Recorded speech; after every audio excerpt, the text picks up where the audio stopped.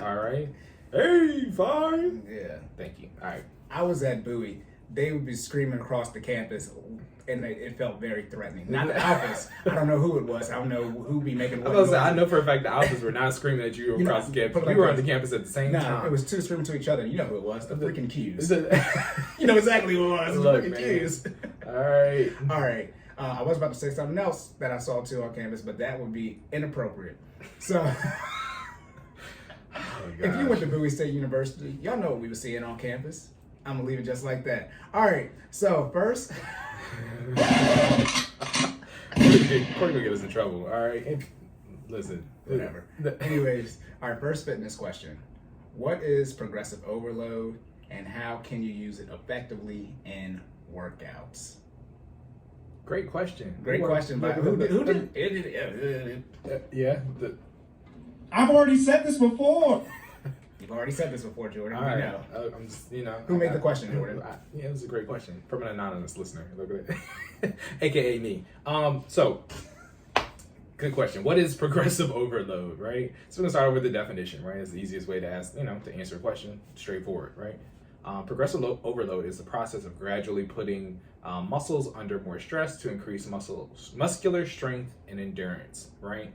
When you're working out, when you're participating in a workout program, whether it be from an application or from a trainer, progressive overload should be something that becomes a part of your workout, right? It is how you basically challenge the muscles to make sure that they are getting the work they need to grow, right? I think we talked about this before, but in case we haven't, if you are constantly doing the same thing and expecting your muscles to grow, you will not produce the desired result, right? Perfect example, if you're on the bench press and you got 135 on there. For people who don't know how much 135 is, it's usually the bar itself is usually 45 pounds, and you got the 45 plate on the left, 45 plate on the right? So that's usually, I don't say that's most people's warm up, but that's that's 135 pounds. Let's leave it at that. Man, you should work to that to be your warm up. Yes. I would suggest it. You get on the bench, you put the 45 on there. That's usually how you stretch it out. You get loose with the 135. All right. But using that as an example, if that's all you did for all your sets every time you come to the gym, that is not going to. Eventually, you get to the point where you're slinging the weight around, right? Like you're doing you're doing the same amount of reps, the same amount of sets. Nothing has changed. Your muscles will get used to that. Therefore, you will not experience muscular growth. All right. Mm-hmm. So where progressive overload comes into play is you're basically gradually turning up the knob when you're executing these exercises and allow your muscles to grow. So that is what progressive overload is. And there are several, I don't want to say types of progressive overload. Let's put it this way. The internet calls them principles. When I took my NASM test, I think they refer to them as principles as well. But I like to think of it as implementation, right? There's several methods to implement progressive overload, all right? And we're going to cover those as well. So what's the first method, Cory? I thought I wasn't supposed to know this stuff. You said don't read it. I mean, I did. No, okay. But I mean, if you had to think about progressive overload based on the definition, right? And knowing what you know, because, okay, shout out to the Fit Fam. Cory's a part of the Fit family. And knowing what you know about weights and repetitions. Yeah, I took weight training all the way up to 4 in high school. Right. I know exact now. I would say it would be the weights or reps. It'd be one of the two. I don't know if the first one is a priority. Yeah, I mean, you need to increase one of those two. Is there? Good question. Is there a priority? I think it's so. Okay, I'll cover. I guess how you choose. Look at my questions. Yeah, I don't think there's a priority as more so a preference and implementation. Does that make sense? So they will all increase muscular growth, but I think it's more so what you want your workout to look like, right? And how much time you have. Yeah. I increase weight because I don't got time to remember how many reps I need to, look, man, there's a lot of stuff in the brain. Okay? Look, we had the sheets, 10, 8, 6, 4, and I'm just gonna keep doing that and increasing the weight. Right. So we can start there, right? So I have that listed as number 2, but so Cory said weight. So yes, overload by weight is one of the principles of progressive overload, and what he means by that is exactly what he said, right? So you're performing basically, if you can't, there's 2 ways that I guess you can go about it, right? You can keep the same amount of reps per set and then just go up in weight, each time, or you can go up in a larger increment of weight and then go down in reps as you as you increase, right? So let me clarify what I just said, right? So if you're doing, I know people are like, what? Like you just said two different things. I know exactly what you said. Right. So if you're, again, using that same example, you're on your bench press, you start off with 135, you have a 45 plate on both sides, that'd be your first set, and let's say you do 12 reps, right? The next set, you might go up to 155. To go to 155, that's adding a 10-pound plate on each side, right? And then if you're comfortable with executing 12 reps, you'll execute 12 reps. However, if you're not, you can then execute 10 reps, right? But then your next jump on your next set, jump in weight, let me be very clear, your next jump in weight on your next set will be larger because you're now going down in repetitions, right? So I guess you kind of have to pick what your comfortability level is. I'm one of those people where if I can go up in weight and maintain reps, I will do so, right? Because I think in terms of muscle growth, that'll have the biggest return on investment, right? Anytime you can, it's almost like not pie hurt, but when you're doing an experiment, right? If you can keep everything else in your control variables the same and only tweak one thing in workouts, that usually has a better result, right? Versus having two changing variables is in this case is not good, or is not as effective as having a singular changing variable. Tracking, at least for this form of overload. Okay, so yeah, so you would proceed on. So if you're going to do your second set, you might go up to what did I say? So you started at 135. Your second set is 155. You might go up to 185, right? But in this case, if you can do 12 reps at 185.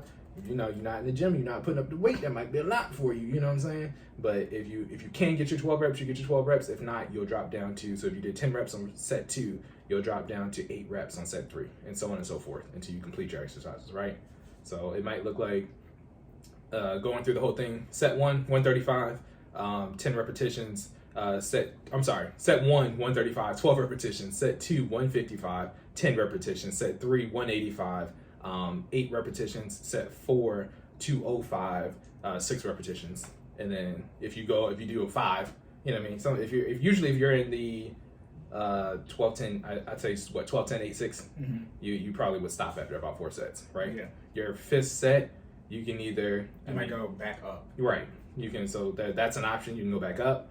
Or if you do 5, you can increase how you still go up the same amount in weight, but since you're doing an extra set, one will be like, so instead of going from 135 to 155, you might go 135 to 140, like in there, and then the 155 afterwards. Gotcha. Yeah. I mean, it's math. I mean, it's multiple. Multiple ways. Let's put it this way: anything past 4 is bonus, right? I mean, for the most part, right? So me personally, if I do a 5th set, I'll do, probably get as close as I can. So most of the time when I'm exercising, sometimes, okay, this is my disclaimer. When you're doing bench press specifically, you should have a spotter, right? Yeah, look, benching for your life is not fun. Talk about adrenaline kicking in. You'll probably get some weight up that you never thought you'd get up because you might die if you don't. That's a fact. Right, but also too, for safety precautions, if you can't, if you bench on the squat racks that already have the safety thing built in, like a string, or I don't know what it's called, but the cord on there, that's a don't try it and see if it works, but that's another. If you don't have a spotter, you can make use of the squat racks that already have the safety arms. The safety arms, already on there. So definitely leverage that equipment and/or personnel to make sure that you're executing these exercises safely. Yes, if you don't have a spotter, lift less weight. Yes, please. That's hands down, right? So I'll be completely honest, right? So when I'm doing my progressive overload with the spotter is completely different from my progressive overload without a spotter, right? Like if Cory and I were to go work out right now, I'd probably start, significantly higher than when it's just me. You know what I mean? My 4th set doesn't go past what I know that I can do. I mean, I've also been working out for a long time, but it doesn't go past what I know I can do at that rep range. Tracking, you know what I mean? Because there is no safety net. You know what I mean? It's just me. And you don't. I've been stuck underweight before. You don't want to do that. It's a scary feeling. All right. Your benching, your chest gonna be in some pain. You're gonna slide one off in so the weight drop. That's why I don't like using the clips. You put the clips on it, you can't get the weights on. Man, listen, I was stuck under. This was back in my first year of college. I was stuck under 275, right? Because you know what I mean. I'm down there trying to rep it out, right? Stuck under 275. That joint fell on my chest. It took me about 25 minutes. I had to wriggle it down to my stomach. 25 minutes or seconds? 25 minutes. Because my arms, this is like my 5th set, so my arms were at exhaustion, right? So you almost got, I held it on my chest enough where I could still breathe, but it was very uncomfortable, right? Mm-hmm. So it took me a little while to get it to, get it to the point where I could literally like kind of wiggle it down. Because I mean, I'm trying to tell you, when your arms are, at the point of exhaustion, it takes you a while to get the energy to be able to maneuver it down to your, like your stomach. And then I got it to my stomach where I could literally just, I kind of sway. Yeah, got the momentum and rocked it until they fell out. But man, listen, talk about a scary feeling. I also put a hole in my parents' wall though, because once I did get it to tip, like finally got it down to tip, the weight went, to the right, and it put a hole in the wall. Simple thing. The second you put 245s on, get a 225. Yeah, you're just from not that you can't lift it, but just the general weight of it. Because when you put 315, the bar bends. Yeah, literally. It's another. So if we had to rank like beginner, intermediate, and like advanced levels, once you get, it's like 2 plates and up, pretty much. Yeah, that's that. Because you can literally die from that stuff. Yeah, you're like you gotta know what you're doing. Like that's when everything comes into play. We talking about breathing, technique, grip. You know what I mean? All that stuff makes it different. Anything before 225 is like you can get away with a crappy grip. Not that you should, because form is important, right? That's how you make sure you're targeting the muscles and maximizing that progressive overload. However, I've slung around, things less than 225, right? Yeah. Once that second plate goes on, it's like, nah. Like, you gotta be careful. You hurt yourself, somebody else there. Like, real talk. Yeah, you know what I mean? It's like, bad. And that's not get it. Worse. Yeah. Also, my last harp on bench press, and I'm gonna get to the next progressive overload. When you are benching, make sure you do the thumb wrap. I've seen a lot of, listen, if you are not an advanced lifter, do not try to lift with just your palms underneath the bar and your thumbs not wrapped around the bar, okay? I've seen a lot of people, even for some of our advanced lifters, you know what I mean? Because they're so confident in their ability that you forget that it only takes one slip of the wrist for that weight to be, you know what I mean, to hit your chest or your neck, or, you know what I mean? Hopefully you position right, it should be your chest, chest or lower. Right. But, you want to drop 2 plates on your chest, I'm trying to tell you. Make use of your thumbs. That's why we're primates. I mean, outside the brain development, but I don't know if y'all understand how important the thumb is. But that's why we got everything. That's how you can pick up most stuff. Imagine try to pick something up without your thumb and let me know how that works out for you. So why would you hold 225 pounds like that? Like that's to me, that's literally the definition of showing off in the gym, right? Like you don't need to do this, right? Yeah. Literally the most important. I mean, out of all the ligament, all your. Thumb is up there. I mean, eyes, tongue. I mean, you need to breathe with your nose, but I'll take the nose off with a thumb. What? Hey, man. Look, animals that have thumbs versus animals that don't. I mean, think about a crab. Superior. Like crab has 2. It's a pincher. That's what it's for. And when crab get a hold of you, that's a Christmas gift. Oh man. Okay, so we got weight and we got reps. So we got 3 more to go. So that was weight. Oh, that was just weight. Yeah, that was weight. So reps. I mean, reps is going to be a quick one because we more or less kind of tie that into the first one. So overload by reps might just be, so when I say overload by reps, that's usually more for, so we were talking about muscular strength and muscular endurance, usually more for muscular endurance, right? So if you, again, going back to the bench press example, if you were to just leave 135 on for the entire duration of that workout, right, you would then scale up dramatically in reps. So like, you would do maybe 10 reps, then you would go up to, 15 reps for set 2, 20 reps for set 3, and then you might do tilt failure for set 4, right? Because then what you're doing is you're not increasing the weight during these repetitions, but you are increasing the amount of times that you're throwing that weight up, right? It's almost similar to like body weight exercises, right? And I mean, example, people who are incarcerated, right? If you're in jail, you don't, sometimes you're doing push-ups, right? But people, 3 and 1. Exactly. But if you do enough push-ups, I mean, you'll be fine. You know what I mean? So same principle applied to a progressive overload for repetitions. I was going to say, until failure means until you can't do it anymore, but only with the spotter. Yeah. Do not do it until failure without a spotter. Yes. or literally when your version weighted exercise. You can do push-ups obviously. Right. Weighted exercises. Exactly. And if you're going to do that until failure, you almost have to it's almost like you got to catch yourself like 1 rep shy. Yeah. But again, I would only encourage that for people who know what that is, right? You know what I mean? If I know my until failure at 135 is like, 25, 26 reps, I'm probably going to stop at like 24 just to make sure that I don't drop it on myself on the 25th, because 135 does hurt as well. Okay, don't do it. Speaking from experience, don't do that. Yeah, all right? As long as how heavy and how strong you are, like, if you drop 135 pounds in your chest, it's going to hurt. Right. You know what I mean? Like, that's not it. There's no exercise to prevent that. But that's so okay. So like Cory said, that's progressive overload by reps, progressive overload by weight. What we got left, Cory? Volume. Okay. So progressive overload by volume. So we talked about repetitions. We talked about weight. by volume is basically the other side. So instead of repetitions, it's by set. So that's what volume means, right? You're now increasing again. So using that same example, the bench press, the 135, right? You're now just increasing the amount of sets that you do instead of necessary. So it's almost like the other side of repetitions, right? So at the end of the day, how many reps are you doing? 100. And it's like, how do you break those up? Exactly. Yeah. So if you wanted to do, like I said before, what, 10, 15, 20, and then failure, that's one way, right? You do the math and whatever that number gets you. Okay, if you just want to break that down into a finite amount of sets, right? Like let's say all those together gives me 60 reps at 135, right? Okay, if I just want to do 6 sets of 10, you know what I mean? At that, or you know what I mean? I'll still get the same desired result. But technically, by definition, there are two different things, right? Because there's different rest times.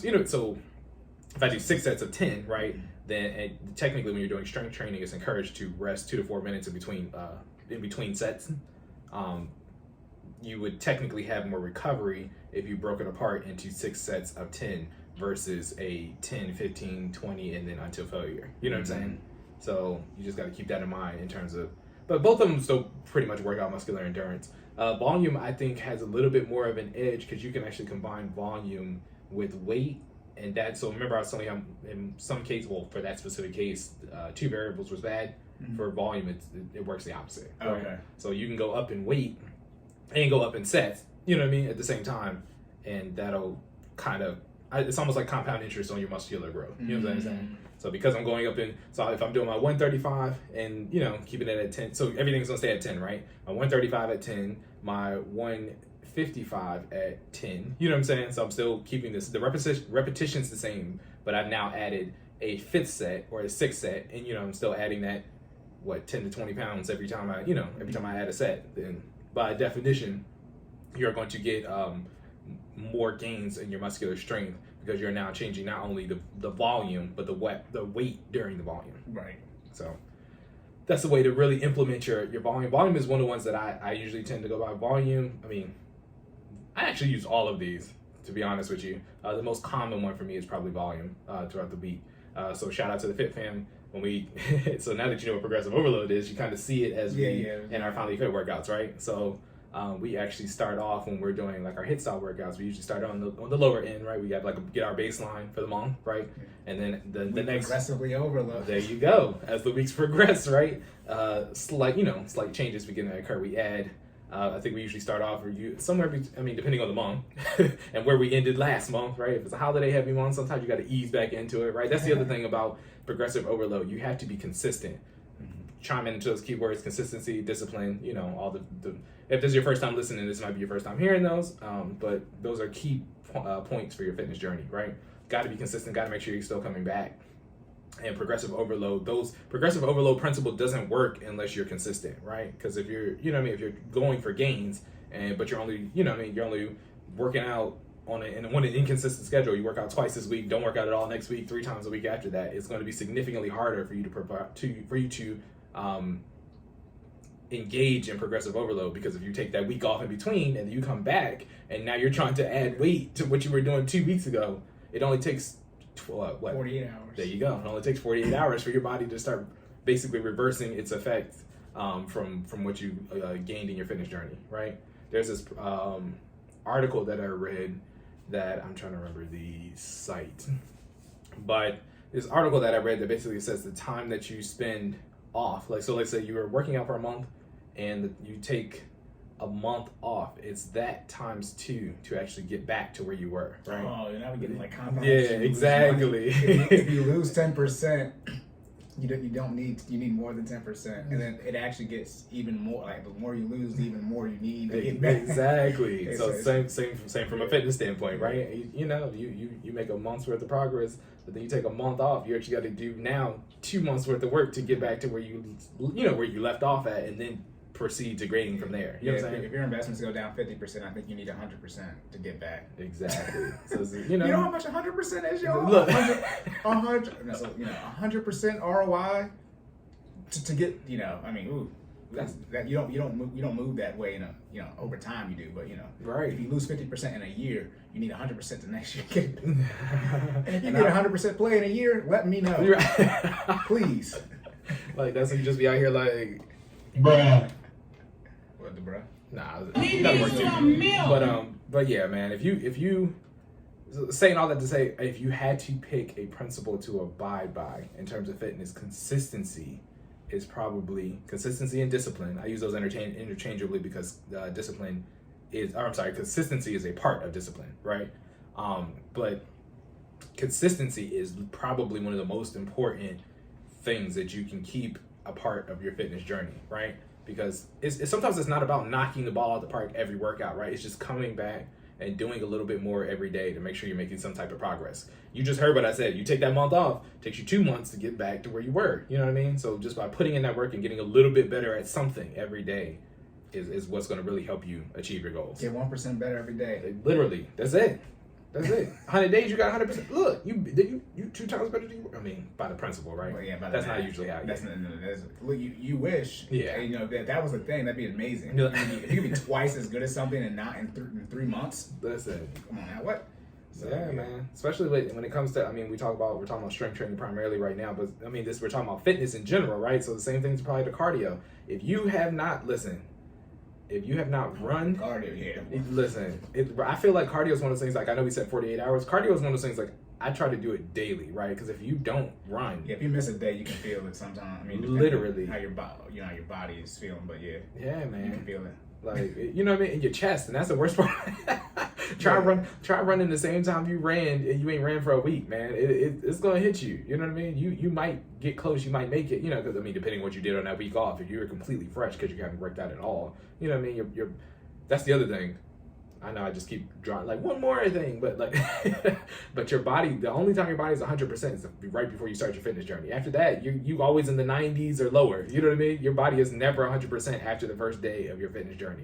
So just be aware of that. Soreness, achiness, all that is going to happen, right? It's a part of your muscle growth. You're literally tearing the proteins of your muscles so you can replace them and allow them to grow, right? So saying that to say, I mean, by, literally from the science of it, right? You are not 100% after you work out. That's it. It's the first day. That's it.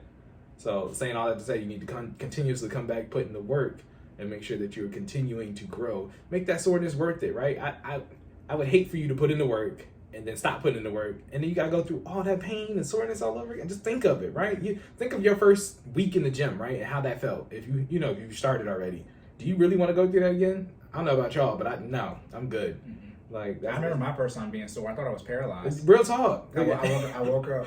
It was the second day is the worst. So I worked out on a Thursday, and I woke up Saturday. You did legs, didn't you? No, we did. It was football workouts. Oh, okay, it was my first time working out. So we doing hang clean fronts. So we doing. That's full body. I'm in there, and then JV and Varsity working out together. And when I woke up that Saturday, I thought I was paralyzed. I couldn't move my back.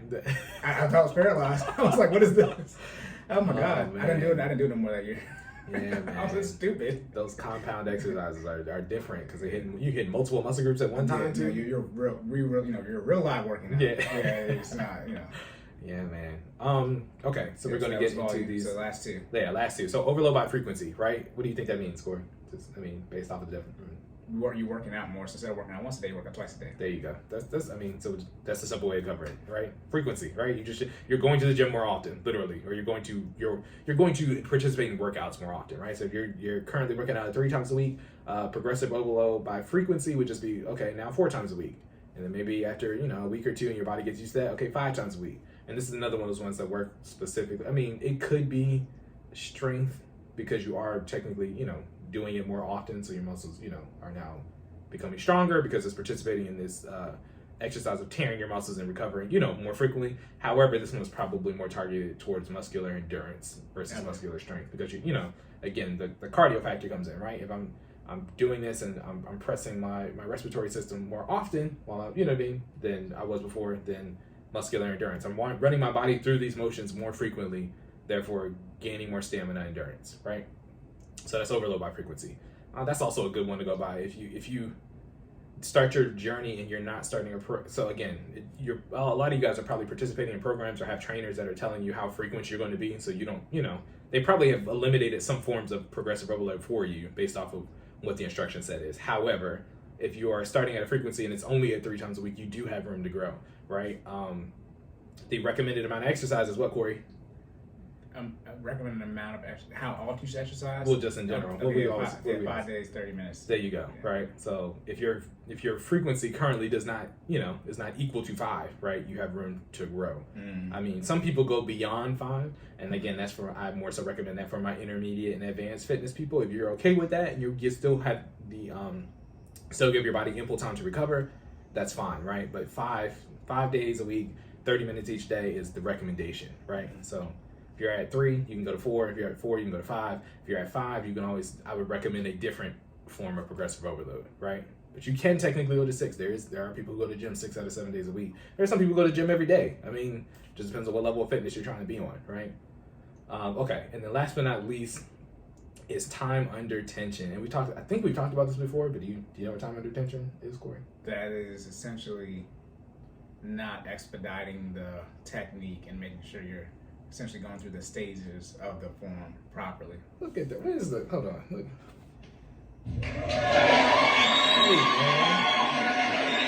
Hey, you know what I'm not? Stupid. Don't try to play with me. No, I'm just saying, you out here with the fitness expertise, man. You sound certified over there, bro. Stamp, bro. That man. See, that boy's good. The great thing about correct information is once you commit it to memory, you just have to be able to recall it. There you go. That's one set of being smart. Smart is the ability to recall and apply. Most people think smart is just being able to recall information. Gotcha. Yeah.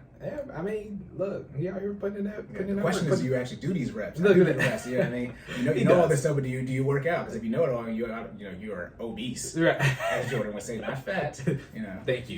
Thank you. I appreciate it. Look, yeah. Stupid. That's bullshit. Hey, man. You are obese, and it's like, who cares? You know all this stuff. But, it's like you know the financial stuff, and you still broke. Right. Stupid. Not my turn yet, though. No, it's all good. Look, you're on fire. I'm gonna let you speak. Am I 5 for 5? Yeah, man. So I told that as soon as watching The Last Dance. Jordan, I got the red hoodie on. Look, hey, Bulls out. Out here, game 6. flu game. That wasn't game 6 though. Different games, but yeah, you know. I just watched it, so it's definitely in my head. That was actually food poisoning. Was it? That's what he said. Straight up from his mouth. They was in Utah. Right. He needed to eat something. Everything was closed, and then they ordered some pizza, and they said like 5 people showed up, and he ate the pizza, and then he was done from there. Yeah. Some people were saying he was hungover.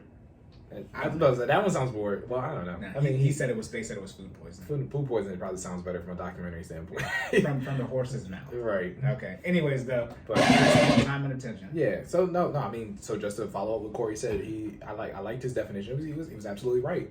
It's basically putting that body under tension for a specified amount of time versus just getting your reps in at your own pace, right? So what does that look like? So same example that we've been using, 135 on the bench, you got to knock out 10 reps, but you might go down. When I say go down, you're going to take the weight down to your chest on a... Oh, say that. Why you being weird to me?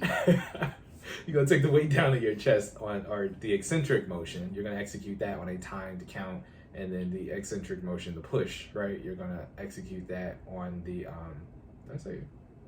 I don't know them E words you use. Let me put it this way: the pull, or the not even the pull because you're not pulling it, but the controlled descent is going to be on maybe a 2 count, right? Then you might have an isometric pause at the bottom, right? So another 2-second pause with it on your chest, and then you're gonna do the escalation or the returning it to your starting position for another 2 seconds, right? So each rep might take you 5 seconds versus what you were doing before. A lot of people when they just out here bouncing stuff off their chest. And I mean, again, to each his own, right? I mean, everybody has their own way of getting the weight up.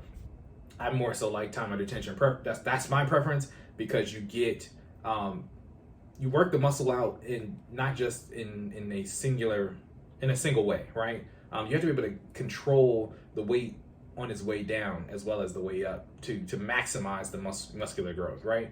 A lot of people don't realize that you have, so we start talking about prime movers and synergists and antagonist muscles, right? So your prime movers are the muscles that are executing when you're doing the big push, right? Which is the part that everybody likes, right? Everybody likes doing the push on your way up. That's why people allow, not people, but some people allow the weights to drop to their chest and bounce, and then they catch it and then push up, right? Everybody's excited to exercise the prime mover. That's the chest, That's the, you know what I mean, the biceps, the shoulders, that's all that's involved in the bench press. That's the part that everybody's excited about. A lot of people ignore the synergist and the antagonist muscles. So synergist, we say that all the time, those are your balance muscles, right? That gets executed those get worked under time under tension, right? Not only do you want to be able to move the weight effectively, I want to be able to control the weight coming down to my chest and then on the way up, right? I don't want to say it doesn't do you any good to be able to move weight quickly if you're moving a weight out of control. Does that make sense? Mm-hmm. You know what I mean? If you can move 400 pounds, that's cool. But if you have no control over where that 400 pounds goes, that's, you know what I mean?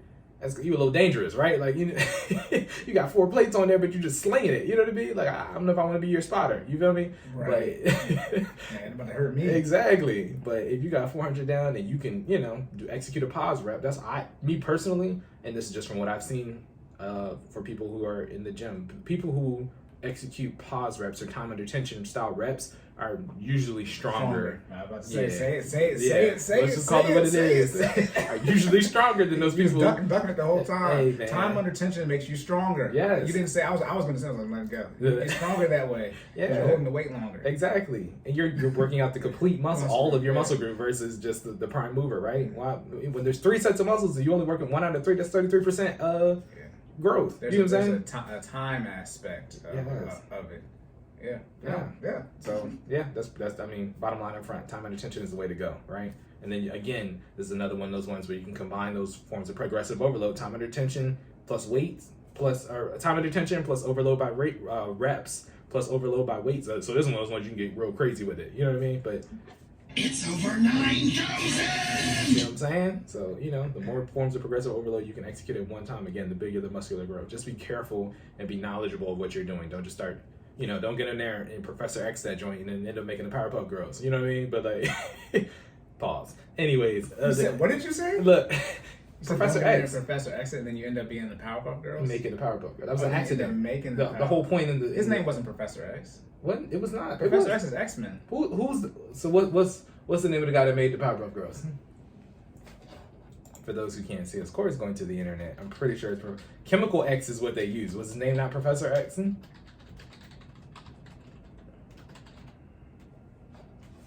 Yeah, so his name was no Professor. Professor Utonium. Who's going to remember that? Now that he's wrong, he's trying to act like they made a bad pick. Look, Chemical X was the compound that created the Powerpuff Girls. Don't act like I didn't just pull the X out of nowhere. Like I did. I said that's X-Men. That's what I said. I said Professor X. Not what I'm saying is Chemical X. Oh, is I see what you're saying. The Powerpuff Girls. Yeah, but okay, back to you being wrong. I'm wrong. The professor's name is not Professor X, but Chemical X is what made the Powerpuff Girls. I'm like 45% right, okay? All right? You're not going to let me have that. I don't know what that means. I was going to try to equate it. I mean, to my C's get the you failed by 15. You under-failed 15, What I said 45 because I'm more wrong than right, but I still said X, and there is a thing in there for the Powerpuff Girls. That uses you got X. Lucky. All right, my goodness. Let's wrap it up. All right, so we're gonna get ready to transition. 5 types. So progressive overload is a process of gradually putting muscles under more stress to increase muscular strength and endurance. 5 types are overload by reps, overload by weight, overload by volume, overload by frequency, and time under tension. Use those as you will to be great in the gym. Be safe. It's over 9,000. Jordan just went off. Let's get it. I'm gonna be one of your first 30 burgers. Listen, we just want to make sure people getting big and strong out this joint. You feel me? Like, y'all can't say y'all didn't know now. Look, we giving you. Look, 2022, we are giving you the stuff we're doing great our best to step that up. Yeah, okay. Yeah. New year, new us, whatever, y'all. Y'all be tripping. Anyways, all right, you all good? Yes, sir. On to the finance section. Let's go.